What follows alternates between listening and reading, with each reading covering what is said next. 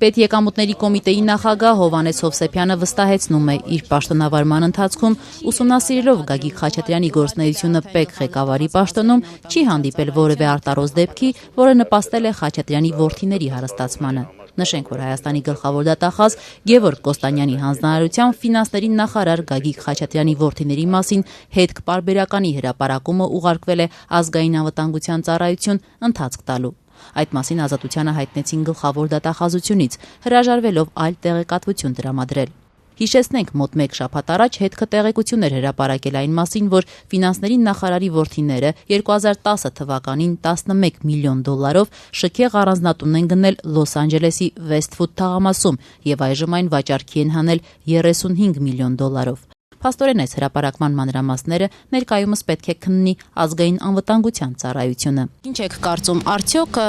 նախարար լինելու այդ հանգամանքը նաև չի նպաստում որդիների հարստացման այսպես գործում։ Ես գիտեմ, որ իր տղաները բիզնեսմեն են, իսկ թե դա որքանով է նպաստել բիզնեսի շահերին, ես դա այդ հարցին պատասխանել չեմ կարողանում, որովհետև ես այն ժամանակ ՊԵԿ-ում չեմ աշխատել եւ ՊԵԿ-ի ներսը չեմ եղել, տեղյակ չեմ։ Բայց սա լուրջ շահերի բախում չի առաջացնում։ Ի վերջո հասարակությունը պարզ այսպես իրար կողք է համադրում փաստերը, նախարար եւ միլիոնատեր նախարարի որդիներ, այսինքն ինչպես են նրանք հարստացել։ Արդյոք հասարակությունը չպետք է իմանա կապը նախարարի եւ նրա ազդեցության իր որդիների այսպես հարստացման, եկամուտների ավելացման գործում։ Ես դες ընդհանրապես մեկ բան կարող եմ պատասխանել։ Իմ ՊԵԿ Պետական եկամուտների կոմիտեի նախագահի կողմից նշանակվելուց հետո համենայն դեպս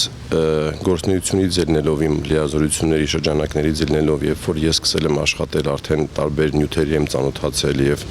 տարբեր փաստաթղթերի եմ տիրապետել եւ տարբեր եւ անցյալում եւ այսինքն որ սկսում ես աշխատել, բնականաբար ինչ որ ժամանակահատված տիրապետում ես նաեւ անցածին։ Ես այդ ժամանակահատվածում չեմ տեսել որևէ մի արտարոց դեպք, որը որ նպաստել է կոպիտ ձևով իր տղաների հարստացմանը։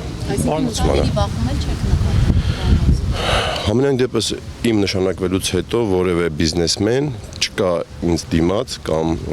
բողոքած կամ դժգոհություն հայտնած, որ այն ժամանակ իմ շահերը ոտնահարվել են իօգուտ Խաչատրյան Գագիկի որդիների։ Նկատենք 2016 թվականի մարտից ՊԵԿ նախագահի պաշտոնը զբաղեցնող Հովհաննես Հովսեփյանի անունը նույնպես հաճախ է հայտնվում մամուլի էջերում իբրև միլիոնատեր պաշտոնյայի։ Ըստ բարձրաստիճան պաշտոնատար անձանց էթիկայի հանձնաժողով ներկայացրած հայտարարագրի միայն անցած 5 տարիներին Հովսեփյանը ստացել է ավելի քան 3 միլիոն դոլարի նվիրատվություն։ ՊԵԿ նախագահը վստահեցնում է, թե այդ միլիոններն իրեն նվիրում է Ռուսաստանում ապրող եղբայրը։ Նորմալ է ունենալով աղքատության բավական մեծ տոկոս այսօր երկրում ունենալով միլիոնավոր կարելի ասել նաև աղքատներ Հայաստանում, դրա կողքին ունենալով այնպիսի պաշտոնյաներ եւ նաև պաշտոնյաների ընտանիքներ, ովքեր միլիոնատերներ եւ միլիարդատերեր են եւ կարող են իրենց թույլ տալ այդ օրինակ գնումներ կատարել Միացյալ Նահանգներում։ Ես հիմա ուզում եմ պատասխանեմ հարցին միանգամից մասով եւ չեմ ուզում պատասխանել որևէ մեկի մասով։ Ես հայտարարագիր լրացել եմ առաջին անգամ 2002 թվականին, երբ որ զբաղեցրել եմ նախագահի աշխատակազմի կադրերի վարչության պետի պաշտոնը։